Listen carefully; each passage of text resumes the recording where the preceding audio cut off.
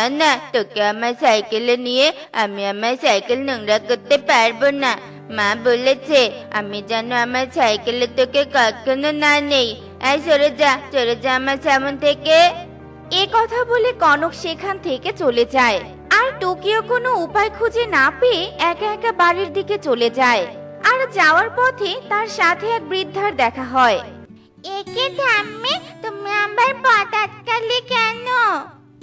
এই বনে আমি নতুন এসেছি, আর এখন থেকে আমি এই বনেই থাকবো, কিন্তু থাকার মতো কোথাও কোনো জায়গা পাচ্ছি না। তাই বলছিলাম কি, এই বনে কি তুই আমাকে ঘাস ফুলের সন্ধান দিতে পারবি বাছা? ঘাস ফুল? হ্যাঁ হ্যাঁ, পারবো তো। আমাদের বাড়ির পাশে ওই বড় পুকুরটার ধারে অনেক বড় একটা ঘাস ফুল বাগান আছে। ঠিক আছে ঠাম্মি, তুমি আমার সাথে এসো, আমি তোমাকে সেখানে নিয়ে যাচ্ছি।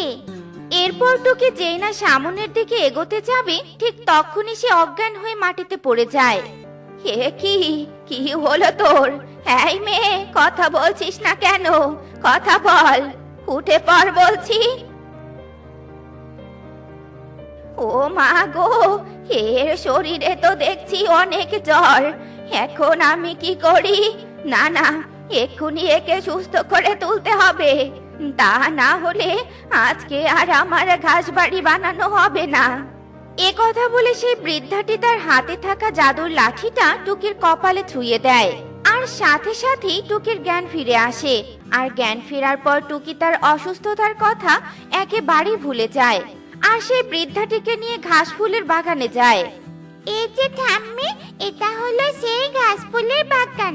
আমি এখন বাড়িতে যাই ঠাম্মি, মা হয়তো আমার জন্য চিন্তা করছে। আচ্ছা ঠিক আছে, তবে তোকে যে একটা উপহার দেওয়ার বাকি আছে। ও মা গো, উপহার? তুমি আমাকে সত্যি সত্যি উপহার দিবে? জানো ঠাম্মি, আমি গরিব জন্য কেউ আমার জন্মদিনে আমাকে একটা উপহার দেয়নি। কাঁদিস না রে দিদি ভাই, কাঁদিস না। তুই শুধু চোখটা বন্ধ কর, তারপর দেখ তোকে আমি কতগুলো উপহার দেই। এরপর টুকি যেই না চোখ বন্ধ করে, ঠিক তখনই সেই বৃদ্ধাটি তার জাদুকরি লাঠি দিয়ে টুকিকে অনেকগুলো চকলেট উপহার দেয়। এবার তুই চোখটা খোল রে দিদি ভাই। ও মা গো, এতগুলো চকলেট! কিন্তু ঠাম্মি, তোমার হাতে তো কোনো চকলেট ছিল না, তাহলে এই চকলেটগুলো তুমি কোথায় পেলে? তুমি কোনো জাদুকর নও তো? না রে দিদি ভাই, আমি কোনো জাদুকর নই, তবে আমি জাদুকরের থেকেও অনেক বেশি শক্তিশালী। আর এ কথা আমি কিছুতেই প্রকাশ করব না, তা না হলে যে আমার অনেক বড় ক্ষতি হয়ে যাবে। একে ঠাম্মি, তুমি চুপ হয়ে গেলে কেন? কথা বলো ঠাম্মি, কথা বলো। এই চকলেটগুলো আমার এই পুটলিতেই ছিল, আর সেখান থেকেই তোকে সামান্য কয়েকটা চকলেট দিলাম, এই আর কি। আর শোন, এখন থেকে আমি এখানেই থাকবো। তোর যদি কিছু দরকার হয় তখনই আমার কাছে চলে আসবি, কেমন? এরপর টুকি সেখান থেকে চলে যায়। আর মিনু বুড়ি তার জাদুর লাঠি ঘাস ফুলের দিকে ধরে বলতে থাকে, ইরিং বিরিং তিরিং ঢোল, ঘাস ফুলেরা মাথা তোল, জাদুর লাঠি তোর জাদু দেখা, ঘাস ফুল দিয়ে একটা ঘর বানা। মিনু বুড়ি মন্ত্র পড়ার সাথে সাথে সেখানে অনেক সুন্দর একটা ঘাস ফুলের ঘর হয়ে যায়। আর মিনু বুড়িও সেই ঘরে থাকতে শুরু করে। আর এভাবেই দেখতে দেখতে সেই দিন কেটে যায়।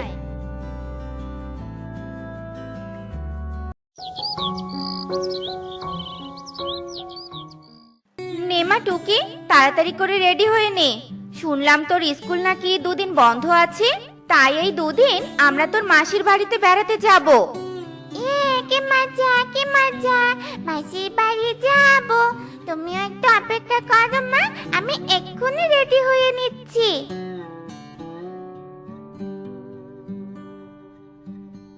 এই দেখো মা, আমি কত তাড়াতাড়ি রেডি হয়ে গেছি। আচ্ছা ঠিক আছে ঠিক আছে, আর কথা না বলে চল, নয়তো আবার ট্রেন মিস করে ফেলবো। এরপর টনি ও টুকি স্টেশনের দিকে চলে যায়। শোন রে বাবা, তোর বাবা শহরে যাওয়ার পর থেকে আমাদের কথা একেবারে ভুলে গেছে। তারপর থেকে তোকে আমি অনেক কষ্ট করে পড়ালেখা করাচ্ছি। আগে যে কাজটা করেছিলাম তারাও আমাকে সেখান থেকে তাড়িয়ে দিয়েছে। এখন আমি কিভাবে সংসার চালাবো তা কিছুই ভেবে পাচ্ছি না। আমি তোকে আর পড়ালেখা করাতে পারবো না বাবা, তুই আমাকে মাফ করে দিস। কেঁদো না মা, কেঁদো না। এখন থেকে আমি তোমার দেখাশোনা করব। আমি কোনো হোটেলে কাজ করে আমাদের সংসার চালাবো। আমি এখনই একটা কাজের খোঁজে বের হচ্ছি মা, তুমি আমাকে আশীর্বাদ করো। আমি যেন একটা কাজ খুঁজে পাই আর তোমার জন্য খাবার কিনে আনতে পারি।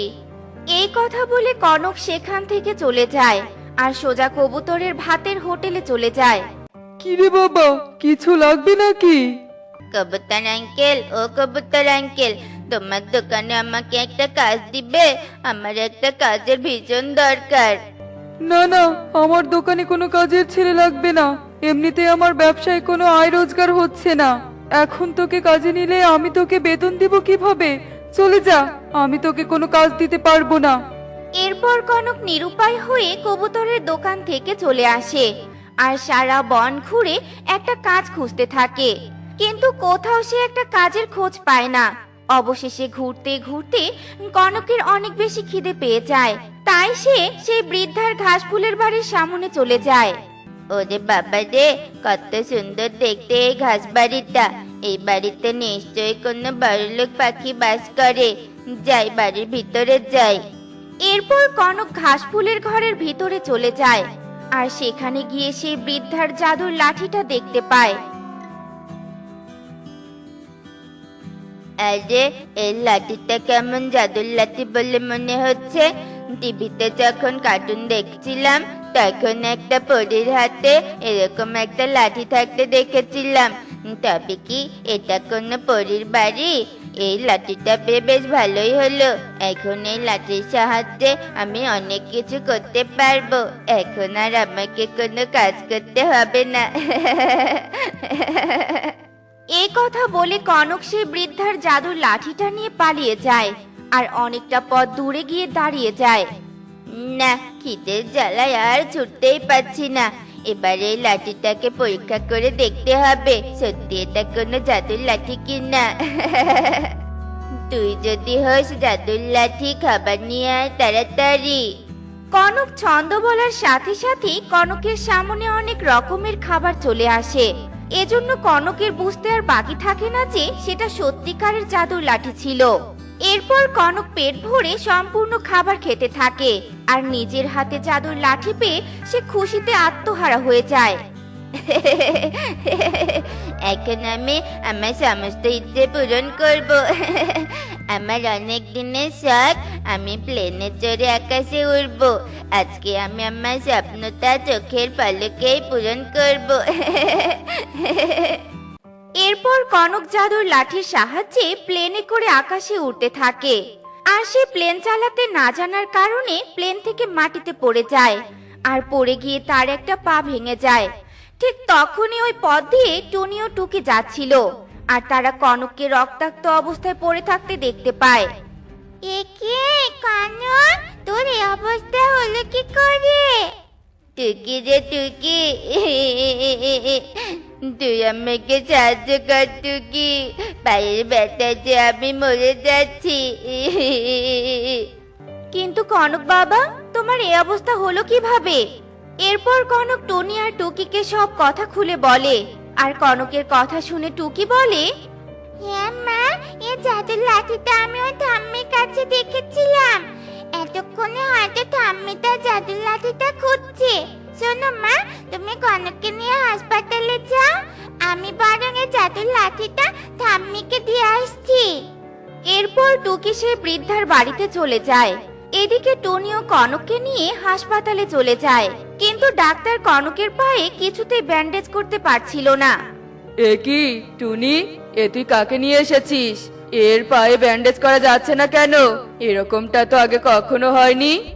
কারণ সে আমার জাদুর লাঠির দেয়া প্লেনে থেকে অ্যাক্সিডেন্ট করেছে, আর ওর জন্যই আমি আমার পরিরূপ ফিরে পেয়েছি। তার মানে তুমি সে বৃদ্ধারূপে পড়ি? কিন্তু কি এমন হয়েছিল যার কারণে তুমি বৃদ্ধার রূপ পেয়েছিলে? আমি একদিন এক বনে ঘুরতে এসেছিলাম, আর তখন এক তান্ত্রিকের সাথে আমার দেখা হয়।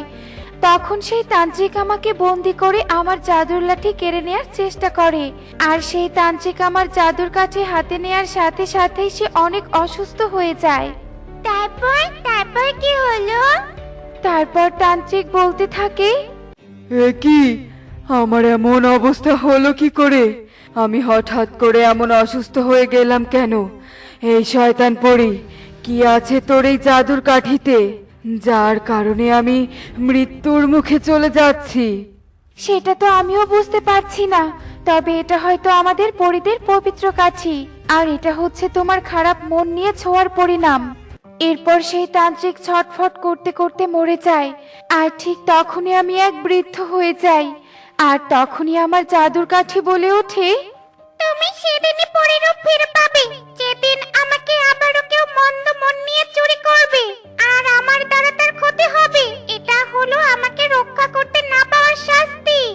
এরপর আমি এই বনে আসি, আর একটা খাস ফুলের বাড়িতে থাকতে শুরু করি, কেননা আমরা পরীরা কোনো সাধারণ বাড়িতে থাকতে পারি না।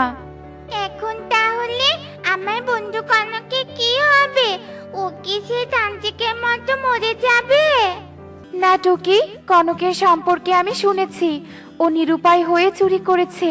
তাছাড়া ওর জন্য আমি আমার পরিরূপ ফিরে পেয়েছি, তাই আমি ওকে পুনরায় সুস্থ করে দিব। এরপর পরে কনককে তার জাদুর লাঠি দিয়ে সুস্থ করে দেয়, আর কনককে এক কলসি স্বর্ণ মুদ্রা দেয়। আর অন্যদিকে টুকি তার লাঠি ফিরিয়ে দিয়ে উপকার করার কারণে টুকিকেও এক কলসি স্বর্ণ মুদ্রা দেয়। এরপর পরি অদৃশ্য হয়ে যায়।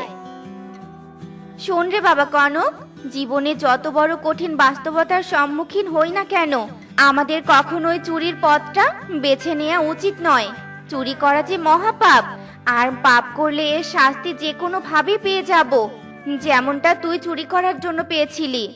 হ্যাঁ টুনি মাসি, তাই আমি আর কখনো চুরি করব না। এরপর কনক তার এক কলসি স্বর্ণমুদ্রা নিয়ে কাকুলিকে একটা ভাতের হোটেল দিয়ে দেয়, আর কাকুলি সেই ভাতের হোটেল চালিয়ে কনককে আবারও স্কুলে পাঠায়, আর তাদের সুখের দিন ফিরে আসে। ওরে মারে, কোমরটা বুঝি ভেঙে গেল রে। আহ, কালু দাদা, ওই মেয়েটা কে বলতো? হেঁটে যেতেই পড়ে যাচ্ছে। হা হা হা হা হা। ওর নাম হচ্ছে টুনি, রূপনগরী রাজ্যের একমাত্র রাজকন্যা। কিন্তু রাজকুমার, জানো তো টুনি রাজকন্যা হলে কি হবে? ওর শরীরে যে রাজ্যকে শত্রুদের হাত থেকে রক্ষা করার জন্য বিন্দু মাত্র শক্তি নেই। তা তো আমি নিজের চোখেই দেখলাম। চলো কালু দাদা, এখন আমরা প্রাসাদে ফিরে যাই। প্রাসাদের সবাই হয়তো আমাদের জন্য অপেক্ষা করছে।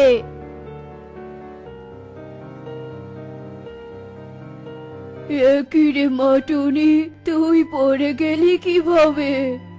আমি এই পাথরটার সাথে ধাক্কা খেয়ে পড়ে গিয়েছিলাম বাবা।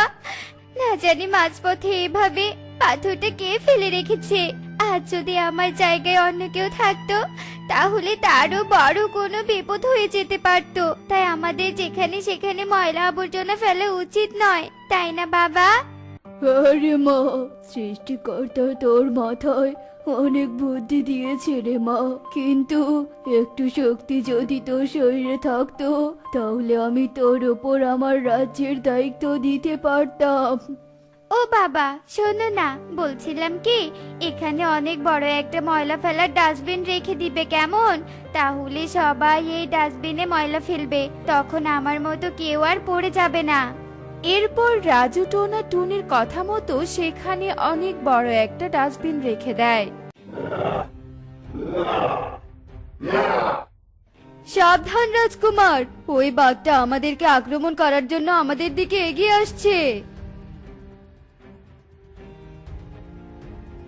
জয় রাজকুমার টোনার জয়, জয় রাজকুমার টোনার জয়। সত্যি রাজকুমার, তোমার মতো সাহসী বীর পুরুষ এই বনে আর দুটো পাওয়া যাবে না। আমি অমৃতনগরীর একমাত্র রাজকুমার, আর আমি যদি সাহসী না হই তাহলে আমি অমৃতনগরীকে শত্রুর হাত থেকে রক্ষা করব কিভাবে? চলো, এখানে আর এক মুহূর্ত থাকা যাবে না, আমাদেরকে এক্ষুনি প্রাসাদে পৌঁছাতে হবে। এই তো আমার রাজ্যের একমাত্র উত্তরাধিকারী এসে গেছে। এখন আপনি বলুন তান্ত্রিক বাবা, আমার ছেলের বিয়ের জন্য কোন তারিখটা শুভ হবে? রাজকুমার টোনার বিয়ে এই 15 দিনের মধ্যেই দিতে হবে, কারণ এই 15 দিনের প্রত্যেকটা দিনই শুভ। আজ তাহলে আমি আসি রানীমা।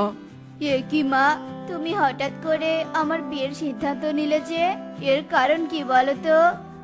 আমি চাই আমার বীর পুরুষ ছেলের সাথে সাহসী এক রাজকুমারীর বিয়ে হোক, তাহলে আমার ছেলে ও বৌমা মিলে আমার রাজ্যকে রক্ষা করতে পিছপা হবে না। ইস, রাজকুমার টোনার বিয়ের ফুল ফুটলো। আমার বিয়ের ফুলটা হয়তো ফোটার আগেই কোনো ছাগলে এসে খেয়ে গিয়েছিল, তাই আমার বিয়ের ফুল ফুটছে না। কালু, এই কালু, কে রে হতচ্ছাড়া, কে এত ভাবছিস? মা, কালু দাদা মনে হয় জেগে জেগে নিজের বিয়ের স্বপ্ন দেখছে। হা হা হা হা হা। বিয়ে করার শখ হয়েছে তাই না? দাঁড়া, তোর বিয়ে আমি করাচ্ছি।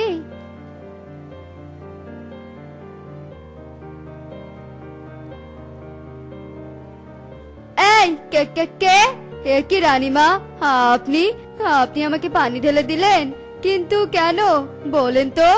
তুমি যে এতক্ষণ জেগে জেগে স্বপ্ন দেখছিলে, তাই তোমাকে জাগানোর জন্য মা তোমাকে পানি ঢেলে দিয়েছে।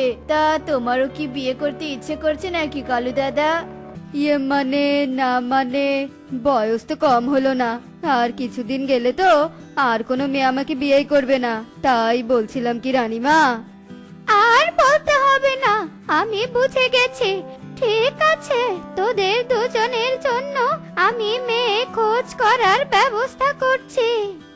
জেলে দাদা, ও জেলে দাদা, তুমি নৌকাতে চড়ে নদী থেকে মাছ ধরবে বুঝি? হ্যাঁ রাজকুমারী, তা তুমি যে একা একা নদীর ঘাটে এসেছো, তোমার ভয় করছে না? হ্যাঁ গো জেলে দাদা, ভীষণ ভয় করছে। তবে সবাই আমাকে বোকা আর ভীতু রাজকুমারী বলে, এজন্য আমার ভীষণ খারাপ লাগে। ভয় পেও না রাজকুমারী, তুমি বরং আমার নৌকা এসে বসো, আমি নদী থেকে মাছ ধরে তোমাকে প্রাসাদে পৌঁছে দিব।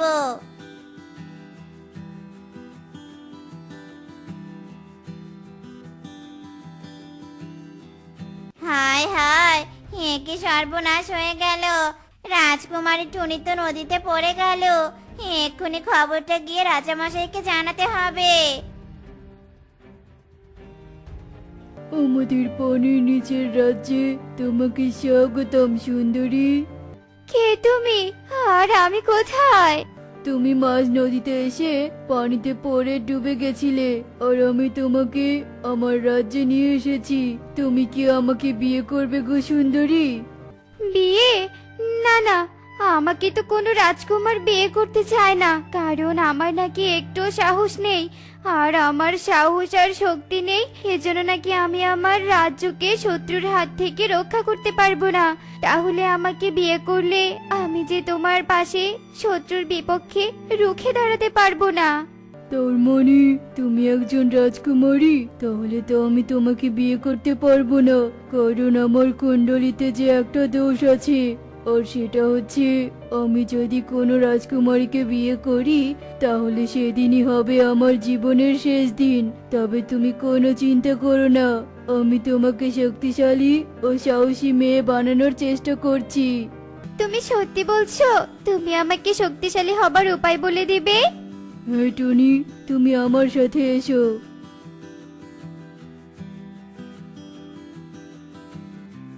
এই নাও সুন্দরী, এই মিষ্টি কলা দুটো খেয়ে নাও। এই মিষ্টি কলা খেলেই তুমি আমার রাজ্যের সবার শক্তি নিজের শরীরে পাবে। তোমাকে আমার অনেক ভালো লেগেছে, আর তাই এই শক্তি হওয়া মিষ্টি আপেল আমি তোমাকে উপহার দিলাম। এরপর টুনি কবুতরের দেওয়া মিষ্টি কলা দুটো খেয়ে নেয়।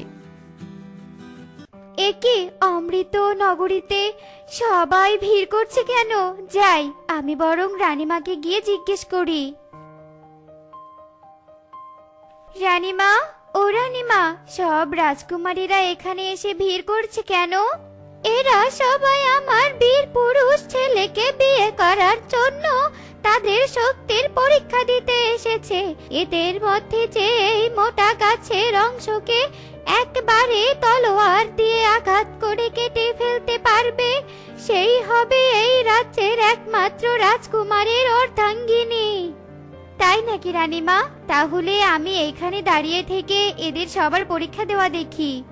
এই টুনি, শুনেছি তুমি নাকি অনেক ভীতু, তা গাছকে কাটলে ভয় পাবে না তো? চুপ কর তোরা। এই যে, তোমরা তোমাদের পরীক্ষা দেওয়া শুরু করো।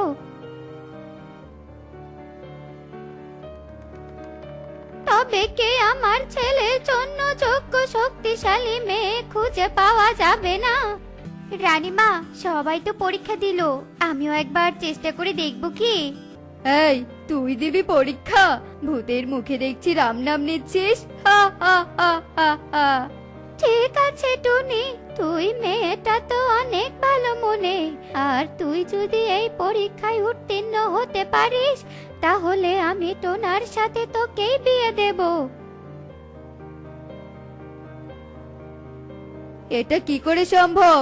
টুনির এত শক্তি কি করে হলো? এই পরীক্ষায় টুনি উত্তীর্ণ হয়েছে, তাই আমার টোনার সাথে টুনির বিয়ের ব্যবস্থা করা হোক। না রানীমা, আমি টোনাকে বিয়ে করতে পারবো না, কারণ শক্তি আর সাহস দিয়ে কোনো মেয়েকে বিচার করা উচিত নয়। পৃথিবীতে সবার মন মানসিকতা এক হয় না, আর তাই আমরা যাকে দুর্বল মনে করি তাদের মনে সাহস জাগানোর চেষ্টা করতে হয়। তাকে দেখে হাসাহাসি করলে সে কষ্ট পেতে পারে, আর টোনা সেদিন আমাকে পড়ে যাওয়া দেখে হাসাহাসি করছিল। আমাকে তুমি ক্ষমা করে দাও টুনি, সেদিন আমাদের তোমাকে সাহায্য করা উচিত ছিল, কিন্তু আমরা তোমাকে সাহায্য না করে হাসাহাসি করে ভুল করেছিলাম। আমি এখন থেকে অন্যের বিপদে এগিয়ে আসবো টুনি, তুমি আমাকে বিয়ে করতে রাজি হয়ে যাও। এরপর টুনি টোনাকে বিয়ে করতে রাজি হয়ে যায়, আর কিছুক্ষণ পর তাদের বিয়ে হয়ে যায়। এরপর থেকে তারা সুখে শান্তিতে সংসার করতে থাকে। তান্ত্রিক বাবা, আমাকে সাহায্য করুন, আমি আজকে অনেক বিপদে পড়ে আপনার কাছে এসেছি। ইল বাবা, বল তোর সমস্যার কথা আমাকে খুলে বল। আমি অনেক দিন থেকে বিয়ে করব বলে মেয়ে খুঁজে বেড়াচ্ছি, কিন্তু কেউ আমাকে পছন্দ করে না। আমার নাকি ঠোঁট লম্বা, তাই আপনি আমাকে একটা তাবিজ দিন, আমি যেন খুব তাড়াতাড়ি একটা সুন্দরী মেয়ে খুঁজে পাই। শোন, তবে আমি তোকে দেখে বুঝতে পেরেছি কিছুদিন পরে তুই অনেক ধন সম্পদের মালিক হয়ে যাবি, আর তখন তোর বাড়ির সামনে বনে সব সুন্দরী মেয়েরা তোকে বিয়ে করার জন্য লাইনে দাঁড়াবে। তান্ত্রিকের কথা শুনে তোতা অনেক খুশি হয়ে যায় আর খুশিতে নাচতে থাকে। সত্যি সত্যি বাবা, আপনি সত্যি বলছেন? আমি কিছুদিন পরে অনেক সম্পদের মালিক হব?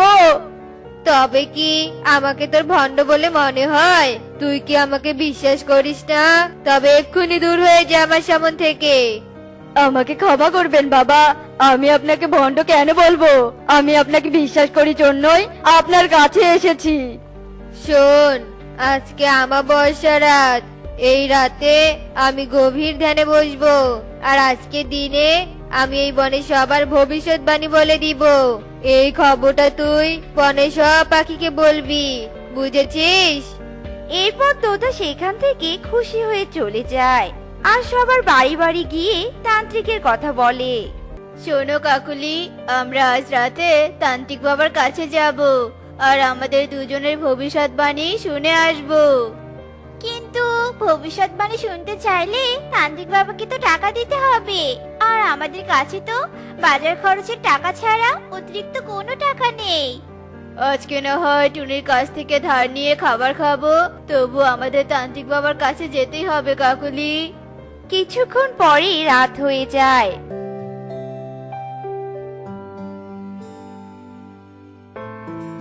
আর কালু ও কাকুলি তান্ত্রিক বাবার কাছে চলে যায়। এ কি কালু, তান্ত্রিক বাবা তো যজ্ঞে বসেছেন। এই সময় কি ওনাকে ডাকলে উনি রেগে যাবেন না তো আবার? তুমি একবার ডেকে দেখো না কাকুলি, আমার যে বড্ড ভয় করছে ওনাকে ডাকতে। উনি যদি আবার যজ্ঞ ভেঙে গেলে রেগে যায়। কালু ও কাকুলির কথা বলার শব্দ তান্ত্রিক শুনতে পায়। কারা তোরা? আমার যজ্ঞের মাঝে ব্যাঘাত ঘটালি কেন? ইয়ে মানে বাবা, আসলে আমরা আপনার কাছে ক্ষমা চাচ্ছি। দয়া করে আমাদের ভুল বুঝবেন না। আমরা আসলে আপনার কাছে ভবিষ্যৎবাণী জানার জন্য এসেছি। ঠিক আছে, তোদের দেখেই আমি বুঝতে পেরেছি তোদের ঘরে কোনো সন্তান আসেনি, আর তোরা অনেক ভালো মনের পাখি। দেখো কালু, তান্ত্রিক বাবা কেমন বলে দিল আমাদের কোনো সন্তান নেই। সত্যি তো, আমাদের কোনো সন্তান নেই। তার মানে এই তান্ত্রিক বাবা আমাদের ভবিষ্যৎবাণী বলে দিতে পারবে?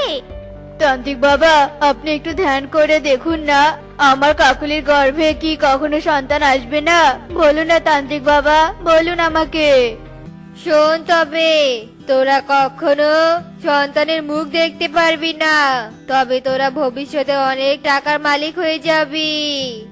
তান্ত্রিকের কথা শুনে কালু মনে মনে অনেক খুশি হয়ে যায়, কারণ কালুর অনেক দিন থেকে ইচ্ছে ছিল সে অনেক টাকার মালিক হবে আর তার বাড়িতে একটা কাজের লোকও থাকবে। এরপর কালু টাকা দিয়ে সেখান থেকে চলে যায়। তান্ত্রিক এতগুলো টাকা দেখে অনেক খুশি হয়ে যায়, আর এভাবে বনের প্রায় সকলেই তান্ত্রিকের কাছে ভবিষ্যৎবাণী জানতে আসে আর টাকা দিয়ে সেখান থেকে চলে যায়। আর এভাবেই কেটে যায় কয়েকদিন।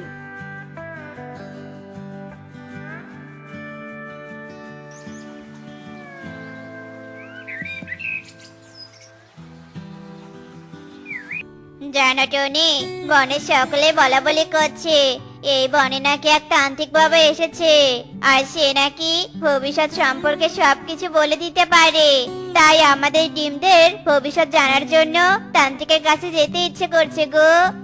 আমার কেন জানি মনে হচ্ছে এই তান্ত্রিক সবাইকে মিথ্যে বলে ঠকাচ্ছে।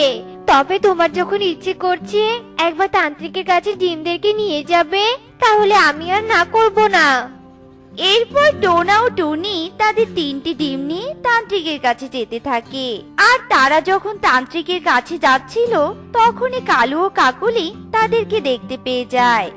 দেখো কাকুলি, টুনিরা তাদের ডিম নিয়ে কোথায় যেন যাচ্ছে। আমার মনে হচ্ছে টুনিরা তাদের ডিমদেরকে নিয়ে তান্ত্রিক বাবার কাছে যাচ্ছে। ওরা নিশ্চয়ই ওদের ডিমদের ভবিষ্যৎ জানতেই সেখানে যাচ্ছে। এসো কাকুলি, আমরা টুনির ডিমের ভবিষ্যৎ শুনতে যাব। তান্ত্রিক বাবা টুনির ডিমের নামে যা যা বলবে আমরা লুকিয়ে লুকিয়ে সবকিছু শুনে নিব। কথা বলে কালু আর কাকুলি টুনিদের পিছনে যেতে থাকে। আর কিছুক্ষণ পরে টুনিরা তান্ত্রিক বাবার কাছে পৌঁছে যায় আর তান্ত্রিক বাবার কাছে তাদের ডিমের ভবিষ্যৎ জানতে চায়। বলুন বাবা, আমার ডিমদের ভবিষ্যৎ সম্পর্কে বলুন। তোদের ভাগ্য তো অনেক ভালো দেখছি। তোরা তো এই 3 ডিম থেকে 3টে ফুটফুটে সন্তানের মুখ দেখতে পারবি, আর তাদের মধ্যে একজন ডাক্তার, একজন পুলিশ আর একজন শিক্ষক হবে। তান্ত্রিকের কথাগুলো কালু আর কাকুলি শুনতে পায়। কি টুনির এই 3টা ডিম থেকে যে সন্তান জন্ম নিবে তারা সবাই অনেক বড় বড় চাকরি করবে। শুনতে পেলে গো কাকুলি, এই গরিব টুনির ঘরে এত ভালো সন্তান জন্ম নিবে না, এ আমি কিছুতেই হতে দিব না। আমিও এটা কিছুতেই মেনে নিতে পারছি না কালু। তুমি কোনো একটা উপায় বের করো যা দিয়ে টুনির ধনী হওয়া থেকে আটকানো যায়। এরপর কালু ও কাকুলি মিলে বুদ্ধি করে আর এভাবে সেই দিন কেটে যায়।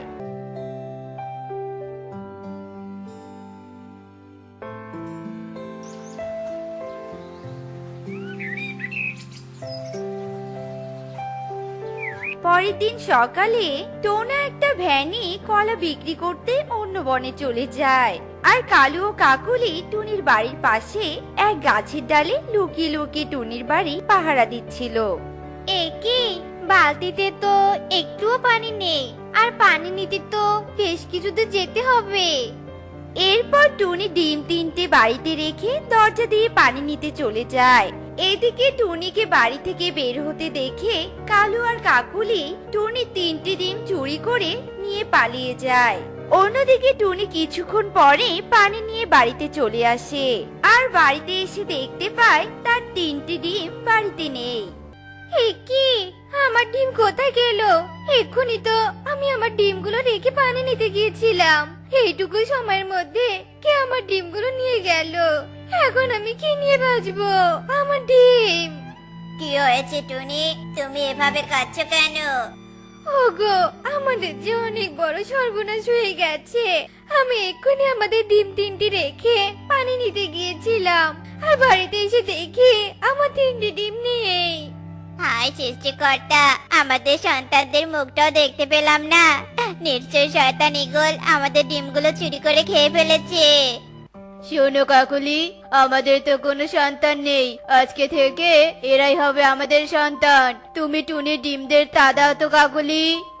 এরপর থেকে কাকুলি টুনির ডিমে তা দিতে থাকে আর কিছুদিন পরেই ডিম থেকে 3টি ফুটফুটে ছানা জন্ম হয়। আর তাদের মধ্যে 2জন ছানা অন্ধ আর 1জন ছানা কানে শুনতে পারে না। মা বাবা, তুমি আমাদের জন্য খাবার নিয়ে আসোনি? আমাদের যে অনেক খিদে পেয়েছে মা। মা বাবা, তুমি কোথায়? আমি তোমাকে দেখতে পাচ্ছি না কেন? আমার অনেক খিদে পেয়েছে মা। মা, মা, আমিও তোমাদেরকে দেখতে পাচ্ছি না মা। এই তো রে মা, আমি তোদের সামনেই আছি, কিন্তু তোরা দুজন আমাকে দেখতে পাচ্ছিস না কেন? তবে কি সৃষ্টিকর্তা আমার 2 মেয়েকে অন্ধ বানিয়ে দিল? কি এসব আমি কি দেখছি? কোথায় ভেবেছিলাম এরা বড় হয়ে ভালোভাবে পড়াশোনা করে বড় বড় চাকরি পাবে। এখন তো দেখছি এরা অন্ধ, আর অন্ধ আবার পড়াশোনা করতে পারবে নাকি? তবে কি ওই তান্ত্রিক বাবা ভণ্ড ছিল? আমাদেরকে মিথ্যে কথা বলে ঠকিয়েছিল। আমি এই ভণ্ড তান্ত্রিককে কিছুতেই ছাড়বো না। এরপর কালু তান্ত্রিকের কাছে যেতে থাকে। যাক বাবা, ভণ্ডমি করে অনেকগুলো টাকা পেয়েছি। এখন আর এক মুহূর্তে এখানে থাকা যাবে না।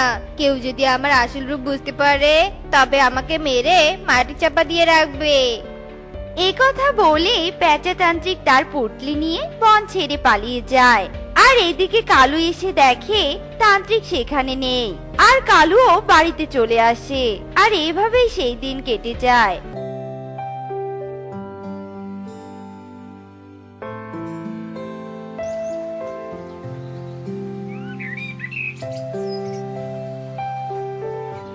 পরের দিন সকালে, শোনো কাকুলি, তুমি আমার জন্য 3টা সন্তানের মা হতে পেরেছো, আর এর জন্য আজকে তুমি দানা খুঁজতে যাও আর আমাদের ছানাদের জন্য দানা নিয়ে এসো।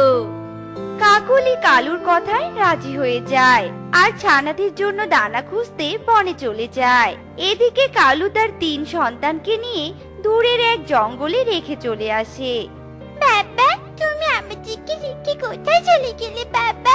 এদিকে যে সন্ধ্যা হয়ে এসেছে, আমাদের যে ভীষণ ভয় করছে বাবা, ভীষণ ভয় করছে। টুকির পাশ দিয়ে কলা হাতে বাড়ি ফিরছিল টোনা। টুকির কান্না শুনে তাদেরকে নিয়ে টোনা বাড়িতে চলে আসে। আর 3 ফুটফুটে সন্তানকে দেখে টুনি অনেক খুশি হয়ে যায়। কি টোনা, তুমি এদেরকে কোথায় থেকে নিয়ে এলে? তোরা কি করে এই জঙ্গলে গেলি রে মা? আমাকে বল তো। এরপর টুনটুন টুনিকে সব কথা খুলে বলে।